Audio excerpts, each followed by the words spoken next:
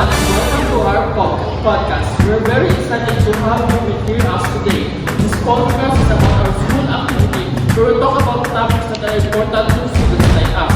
Our topic for today is all about communication. Communication is something we use every single day. It helps us share our thoughts, express our emotions, and understand the people around us. Whether we are talking to our classmates, listening to our teachers, and chatting with friends online. Communication plays a big role in our lives to beyond. That's right. Communication is not only about speaking, it's also including listening, understanding, and response to others in a respectful way. Good communications have built stronger friendship and improved teamwork and even helps us succeed in school and our future careers. For today's episode, we invite three guests who will share their ideas and expertise about communication. Let's welcome our guests. Good day everyone, my name is Andrian, you can call me Dato. My name is Everett and thank you for having me. And I'm Rene Boy, and you can call me Boy. And we're happy to be part of this podcast! Regular segment.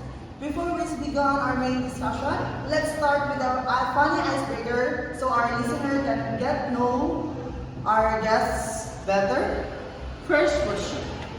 If you could describe communication in one word, what would it be? Well, starting with you, boy.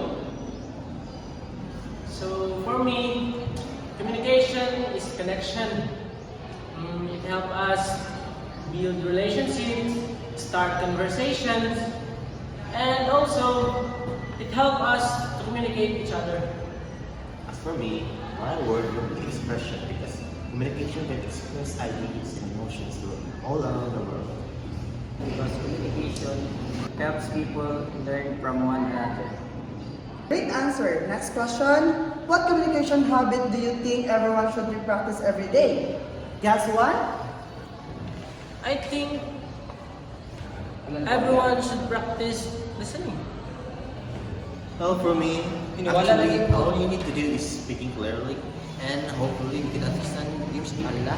I believe everyone should practice confidence when sharing their ideas. Second question. What is one situation in school where communication is very important?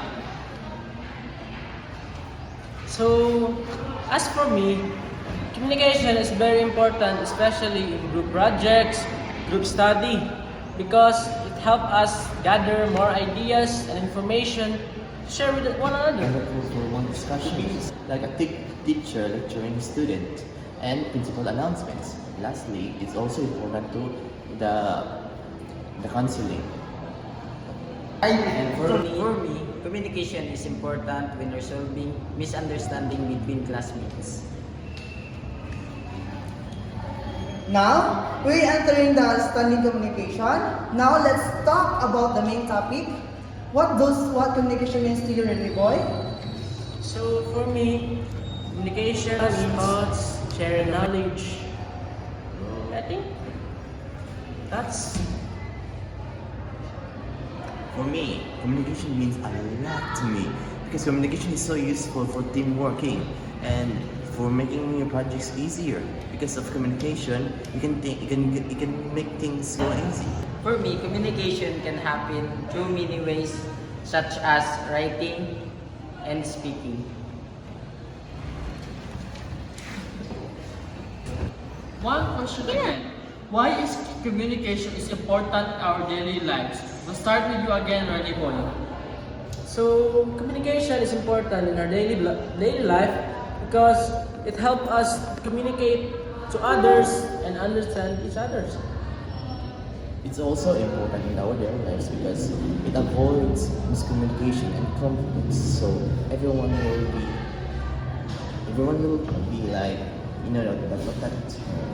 everyone will be pleased and flawlessly We entering the two types of communication. Let's talk about two main topics of communication: verbal communication and non-verbal communication. Guess one, or Rene Boy. What is verbal communication to you? So, verbal communication for me is when we use spoken or written words and to share communication to each other. Guess 2, what about nonverbal communication for you? For nonverbal communication includes body language, facial expression, eye contact, posture, and gesture. The topic of communication challenges. I am your host and I will introduce to you a question. What communication challenges do students often experience in school or even at home? One challenges that students face is that talking to someone because of their accent when they speak. For me, a lot of students challenges in communication because either at home or school, if they don't speak carefully or misunderstood the message of the speaker, it will have a lot of conflict. I have some takeaways.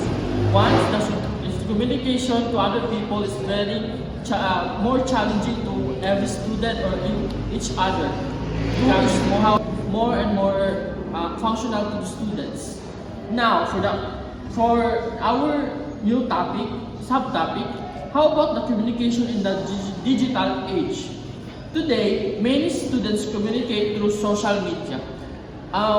Dear guests, how does this affect communication? For me, social media affects communication because makes communication faster through Facebook, Twitter, and other kind of social media. But there's a big but with that. However, communication can lead to fake news, false rumors, and scandals that can ruin anyone's lives because of how society works. I think communication just like a book. Because it contains ideas and stories. One is that communication becomes easy because of the digital world and it becomes so easy for the students to communicate properly. But there is more into that topic that is more challenging. There could be some misunderstandings or misinterpret when it comes to communication into the digital age because maybe through messages or maybe in video. To another and last funny icebreaker, I ask you a question, which is the first question about this. If communication was an object, what would it be? Let's start with you. So, if communication is an object, I would say a bridge because it's connect people. My object will be microphone because it amplifies the speaker's voice so the listeners can understand the speaker's voice entirely clear and clean. Next question. If you could give a one communication tip to student, what would it be? Always listen before responding. All I can say to the students is simply be confident and listen to your speakers. And respect others' all opinion. Now, guests and audience, to the last question of our icebreaker, if you could improve communication skill instantly, if you could improve one communication skill instantly, what would it be? Communication will improve Let's start through public speaking. Wait, is it like a power thing? All I want is active listening, so I can observe, analyze everything I listen to instantly. And expressing ideas clearly. I want to thank you to our wonderful guests for sharing your insights and experience with today's. And thank you to our listeners for joining us for discussion about communication. Remember that communication is not only about speaking, but also listening, understanding, and respects others. We hope you learned something. Meaningful today from today's podcast. See you again in the next episode. Bye bye.